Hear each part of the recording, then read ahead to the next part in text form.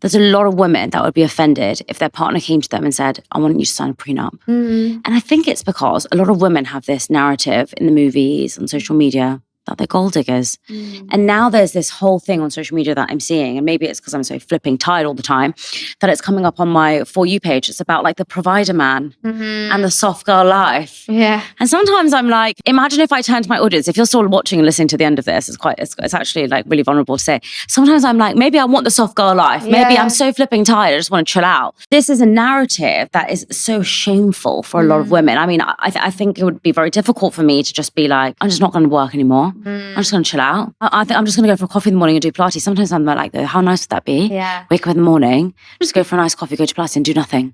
Like, where I would could the do day that for go? a few days. That's what I'm saying. Like for a few days, you'd get bored. But I'm saying like sometimes the idea of that though, like I'm like, just one day would be nice to do that, you know, like not have any emails, not have so many devices. But anyway, my point is, it's a very awkward conversation to bring up for a man with a woman, and vice versa.